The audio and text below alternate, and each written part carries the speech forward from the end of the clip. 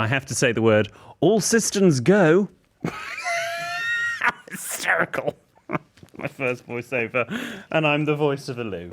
It's lovely. Hello and welcome to the Radio Academy podcast. My name is Christian Hugill, and it's the last time I'll be presenting this pod, but never fear, I will introduce you to a shiny new host at the end, and it will still be the pod that gives you a cool new thing to listen to, as well as giving you a behind-the-scenes insight into some exceptional audio in every episode. You can listen to this for free, but even more amazing Radio Academy content, career help, big-name interviews, all of that is all available by searching Radio Academy Membership. And there you will get all the details on how to sign up for just a few quid a month. Now, this week, it's these guys.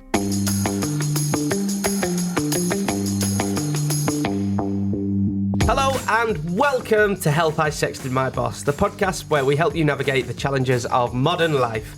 Answering your 21st century... What? I can tell you've come back to us from BBC Three. All your hand gestures, like you're talking to a camera. Not today. Oh, sorry. Well, I was just... You were just very... I was going for it. You were going for it. You do you. I was just going for It was fun.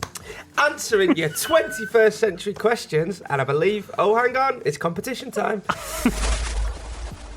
I love Help I Sexted My Boss, and joining us this week is one of its presenters, William Hanson, and producer Ben Cartwright. They are here to talk about how the podcast has grown and the importance of its transition to TikTok. Now, a couple of bits of housekeeping. The first is Jordan North, the pod's other host, couldn't make it. The reason why is hilarious, listen out for that.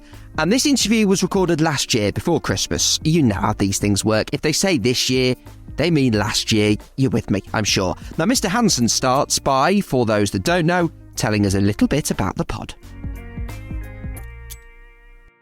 Well, each week or twice a week, my co-presenter, who's not here because he's doing something with Jason Derulo, he and Jordan and I will answer listener dilemmas. And these are dilemmas that are slightly more shocking etiquette or modern manners dilemmas than sort of traditional etiquette books, or what I would do in my day job as an etiquette coach. So, for example, what to do if you accidentally sext your boss. You're meant to sort of send a sort of a steamy text to your significant other, but it goes to your boss. How do you react? Or things like, when do you change your Netflix password? When you split up with your boyfriend or girlfriend, do you leave it a day? Do you leave it a week? Do you leave it a month? A full billing cycle? Or do you not change it at all because secretly you want them back? That sort of thing. So Jordan and I, obviously Jordan comes from the north, from a place called Burnley, and he has different opinions sometimes than me. I do not come from the north, although I have visited Burnley. And Ben, our producer, sitting on my right hand, as it were, over here, he produces it and collates it and has really created the success it is. And it's really all down to him. However, Jordan and I will gladly take the credit. Well, in which case, my next question was going to be to Ben anyway. And Ben, I'm putting you in a slightly awkward position now, but the podcast has been running for a number of years. It's been hugely successful. In your view, what has made it so successful? So successful. Why has it taken off? I thought you were going to ask me which presenter was my favourite, which would be a hard question to answer. No. Why has it been successful? I mean, I think there are a number of things. I think from the very start, everyone involved in the podcast, sort of on mic and off mic, were all hungry to see it grow and also excited by it and thought that there was something there. So from the very start, we did everything we could to reach new eyes and ears and introduce them to Help I Sexted My Boss. And obviously along the way from that point in 2018, when I think William and Jordan both lived up in Manchester. This was a time before Jordan was a household name, obviously through I'm a Celebrity and the drive time host on Radio 1. He was, I think, doing cover at Radio 1 when we started the podcast. So sort of William and Jordan's profiles have obviously grown alongside it, and that always helps. But then I think we've always, as a podcast and as a brand, looked at ways of reaching new people, which is obviously such an important thing for any podcast, and especially for us at Audio Always in terms of producing this podcast as one of our originals. This is something that we need to find the revenue streams for. We need to find that success ourselves. This isn't being paid by a commissioner. This is a sort of business project from our end. So yeah, I think that hunger, and then obviously we can't ignore the fact that Jordan went on I'm a Celebrity, went into the Wales Castle and things like that along the way. Yes, and I, at the same time, I did an interview for the Hearts Advertiser, and I think really both that we mustn't overlook that.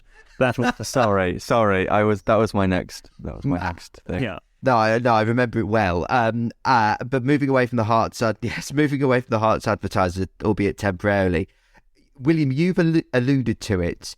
Your double act, your chemistry is perhaps, well, I'm slightly lost for words, which is unusual for me. It's, to say the least, a little unusual. How did that come about? Because you two aren't necessarily, if you spoke to you in isolation, two that would immediately go together. But I'm guessing that's why the podcast has sort of worked. Yes, well, I guess so. I mean, it's so everyone says, oh, it's so unusual, you sort of, your chemistry, and you say exactly what you have just said, Christian. To me, it's just very everyday. It's just very normal. I don't see it as weird, but I suspect if I sort of took myself out of it and landed on Earth and spent a week in Britain and sort of understood the class structure of Britain that does still exist, and then sort of discovered Help I Sexted My Boss, you might go, oh, that is a bit weird.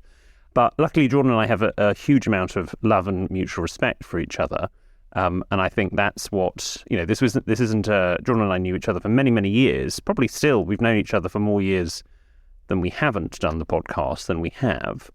Obviously, we've become even closer because of the podcast, but yes, it is a bit odd when you think about it, but it's just very normal to me. It must feel normal as well, because you've alluded to something what I suspect is quite important, that a genuine friendship there as well. This is not two people who've been thrown together who are from different backgrounds. There's a proper genuine warmth and love and friendship between you two. I think that comes across. Yes, it's sort of, yes, and so many double acts on TV and radio perhaps are sort of slightly pushed together and often can work. But sort of if we are an iceberg, what you see on or hear on Sexted or see on TikTok, there's a lot under the water, the sort of the foundations of our pairing. Ben, why is the producer smiling at me in a funny way? I'm just happy to be here. You're just happy to be here. However, and I'm going to say this now because he'll want me to say this, one of the many, many positive things to come out of Help I Sexted My Boss is my friendship with Ben as well, which perhaps doesn't get communicated enough, but that's one of the things that makes me enjoy doing the podcast. Ben's going to say equally nice things now. You just say nice things about me. That's all you have to say. I think it's interesting because obviously, yeah, the differences between William and Jordan are always, well, they're very clear to see in terms of upbringing. But then I guess when you put them in a room together, there are a lot of similarities in terms of sense of humour. I guess that openness to sort of being able to laugh at yourselves, both William and Jordan are able to do that in spades. And I think us coming together every time that we press record, and yes, we put a lot of thought into the different things we do, but at the basis of it, I always just think, look, if William and Jordan specifically are here just to make each other laugh, then that's gonna make content that people are gonna want to hear at this point in time, because they're great together.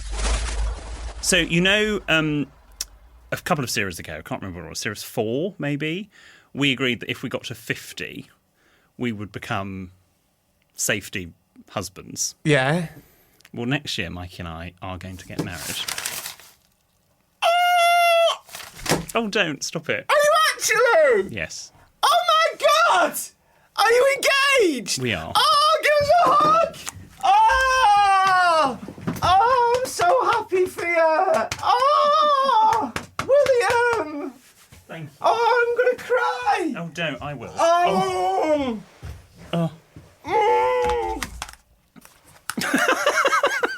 So we're not getting married at 50? Or was it 40? Well, I mean, it could all go wrong. Are you It might, but... Can I text Mikey? Yes. Oh, when have you... Oh! So, why am I being really camp? Oh, I'm so happy for you! You're going to a gay wedding! Yes! Ben, you mentioned a key word to me there is openness. As the podcast has got bigger, certainly listening to it, you guys have put more and more of yourselves into it, and also your personal lives. William, you talk an awful lot about your husband, a good friend of mine. Mm. Is that something you have to think about, especially as the profile of the pod has risen, because you're putting an awful lot of yourselves into it? Yes. I don't think I've ever said anything that I have regretted saying yet, but because particularly in the last year, the podcast is doing even better than it ever has done, you then get people that will you get people listening that you don't necessarily expect will hear, or people, there's someone that works with my mother at the hospital in Bristol. My mother volunteers there on a Friday, and my mother's colleague has started to listen and will repeat things piecemeal to my mother. And hello, Tracy, if you're listening to this. And she'll repeat things piecemeal, and maybe I then worry, oh, hang on, is my mother, who does not listen, but is my mother going to be offended that I have said this? Because actually my mother hasn't had the context given. It's just sort of a little bit. Now, my parents are very relaxed about it, and also actually with them, and actually even with Mikey, my now husband, Jordan does impressions of them, and sort of a fake version of my parents and Mikey exists, which I like because it means that sort of we're not really talking about my parents. And so we can sort of get away with inferring my mother's Zsa Zsa Gabor, which is what Jordan's impression has bizarrely become, and that she's this alcoholic Eastern European, that my father is this incredibly right-wing, sweary character, which can not be anything further from the truth, and that my husband is a bricklayer from Wakefield, and they're not. So that's sort of, it's a bit of a comfort blanket for me, because then we're not really talking about them. It's funny because, and this is why I smiled originally, I've just remembered, that you do actually talk a lot about, do you have to take a sip every time? I'm so sorry. I think it's so distracting. I'm sorry, but why are you doing that? The thing is with William and Jordan, that you are open to sharing pretty much everything, warts and all. So, for example, earlier in the year, well, actually in 2022, we made the decision to put episodes out every week. We were sort of doing series where maybe we do 16 weeks in a row and then have 16 weeks off or something like that. Not that specific, but something like that. But in 2022, we made the decision, look, our audience are sort of invested and they're up for staying with us throughout the year. So we made that decision, and then until there was one particularly heated moment between our hosts, and as any friends, there are sometimes points of differences and different perspectives that need to be considered, and it might have led to some sort of debate along the way. So we had a week off, and we had a spectacular falling out. Is what Ben is trying to say. And I think I don't like. Obviously, we haven't gone into the ins and outs maybe of that falling out, but we've alluded to it, and it was mentioned. It wasn't. We didn't hide away. We weren't saying that this is sort of all. It's all roses. No, and ultimately Jordan said he was sorry, so that's all fine. And he's not here. And if he was here, he could defend himself, but he's not. So yeah, Jordan. He's not exactly. So the funny thing for me, as the side show, as it were, of the podcast, or maybe the behind show, or no show, is how much people and the people who listen sort of are connected with all of our lives. So, for example, we did a run of tour dates, which seems like a million miles away now, but only earlier in the year we did a run of tour dates around the UK and Ireland, and finished off in the Shepherd's Bush Empire here in London. And every night of the tour, I'd go on stage. I don't need to share what I did on stage, but I'd hear the audience screaming my dog's name back at me, and they would be screaming Diego, like it was sort of just a thing. And I'm like, this is my dog. Like, it's not even just me. And I'm no one. My dog's a nobody. He's not a nobody. He's a golden Not dog. now.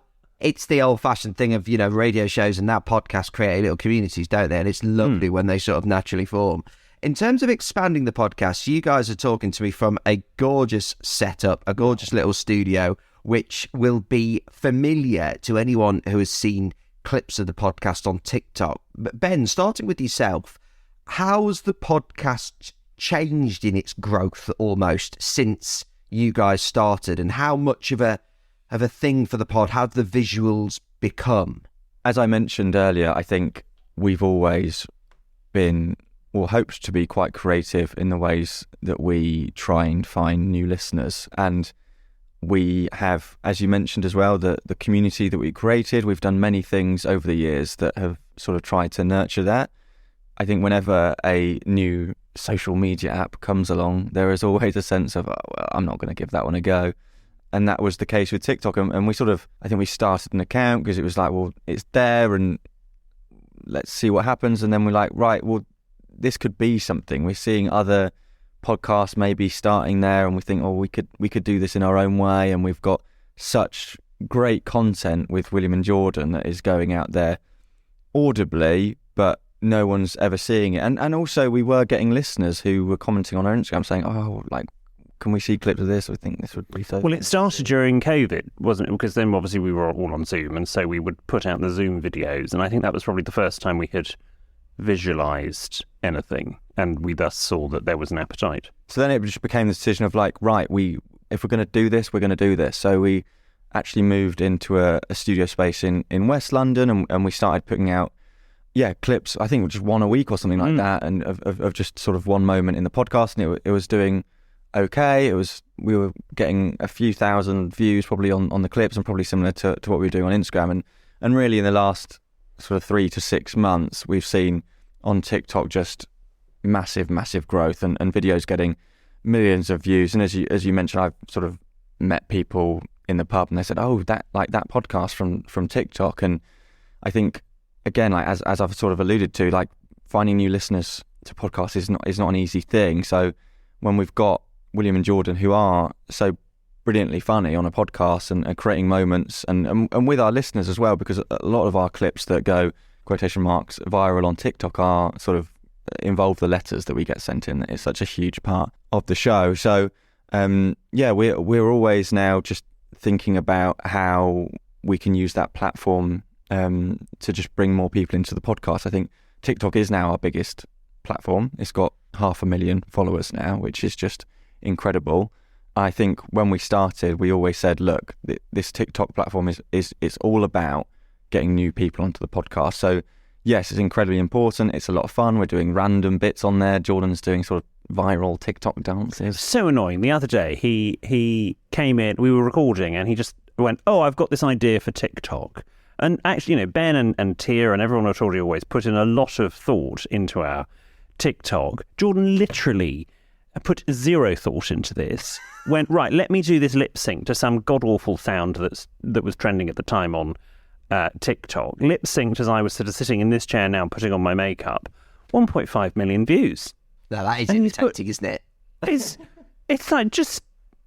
I mean, I benefit from that, but just it's annoying. It's nearly the levels of the advertiser interview you mentioned earlier, William. It is nearly. We're approaching the Hearts advertiser readership. Nearly. I suppose the final question would be, I mean, as I said, that even that sentence you said there, Ben, that's podcasts from TikTok. Like, even that's a fascinating thing and shows you where podcasting has gone. Where would you like to take the pod next? Are there more plans for tours, more video output? Is there an idea of, right, this is where we want to go next? Or is it carry on because it's working?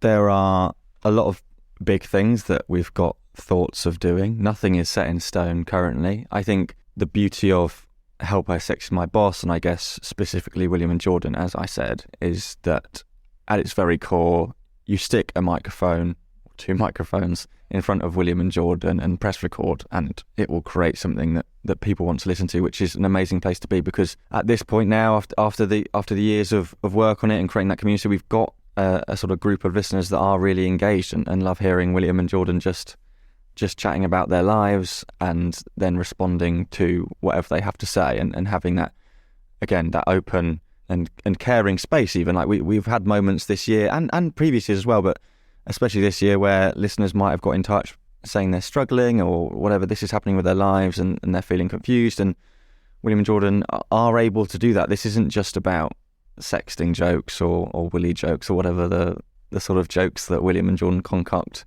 So yeah, I think we have exciting plans. We've seen incredible growth across that TikTok platform that we spoke about, and on Instagram, and then more importantly, in terms of listeners who are coming to the podcast week in, week out. So with that, I think we've now got something that we could be doing much more with, and it starts with this space, having like a studio that is specifically for Help I Sexted My Boss is an incredible place to be, and something that I don't think we would have imagined even sort of a couple of years ago, pre-COVID.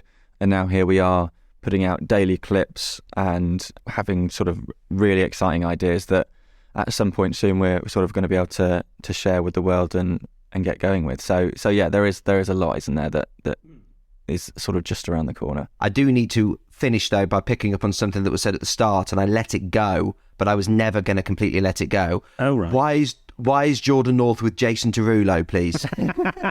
He's doing a new show for BBC Three called Project Icon, which is airing in 2023. It's a talent show of sorts. I'm not really sure of the format. We'll all watch eagerly when it airs, but it's Jason Derulo and also with Becky Hill, although as my mother keeps calling her Beth Watson. I don't know why, but my mother keeps saying that she loves Beth Watson's music. So it's Jordan, Jason and Beth doing Project Icon for BBC Three. Coming soon, Beth Watson and Jordan North. She sounds like an Olympian, Beth Watson, do you not think? Thank you to my luxurious guests, producer Ben and Mr. William Hanson. I couldn't think of finer, final guests for the podcast. I've had a great time presenting this pod over the last 6 months. I found out about fascinating projects I knew absolutely nothing about. Even interviewed some of my radio idols like Scott Mills, John Holmes, Craig Charles. You can go back and listen to them should you want to. I've absolutely loved it. Huge thanks to Roisin Hasty, Sam Bailey and the Radio Academy for having me.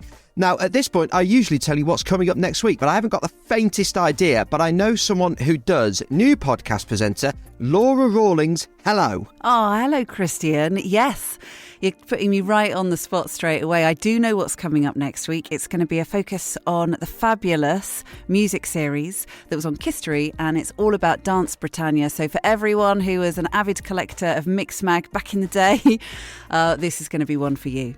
History, one of my favourite radio stations, and I'm missing it by a week. I should have stayed on to do one more. Well, you could still. I've got it in the can, and had a really good chat with Andy, who's been one of the key people working on the series. Yeah, it is like you say. You got to meet some of your absolute radio heroes, not just on Absolute Radio, but you know what I mean. And that is what I'm looking forward to doing on this podcast series as well, is the chance to get out there and meet some of the people that I love listening to. Oh, it will be fantastic. You'll have a wonderful time, Laura, like I've done. And give us a bit of a background. How have you fallen in love with radio? Where have you been doing radio over the recent years? First and foremost, as a listener, growing up listening to the radio, classic, Under the Covers, age 10, 11, getting into music radio and then Agony Aunts. And I tried to get into radio for a really long time and eventually found my way in as a volunteer I did RSLs, so this is kind of dating me slightly, and then community radio. And then I got my first paid jobs in community radio in Leeds and then Bradford, and then into the BBC, where I've been for 12, 13 years presenting radio shows. So yeah, a mixed selection in community and BBC local radio. Leaving the Radio Academy podcast in extremely safe hands. Well, Laura, enjoy History. I'll be listening. And I'm not just saying that. I love a bit of History. I'll absolutely be listening. Do stick around and join Laura next week for that. Thank you so much for having me. I've loved doing the Radio Academy podcast. Laura, we'll look forward to talking to you next week. Bye for now. Thanks, Christian.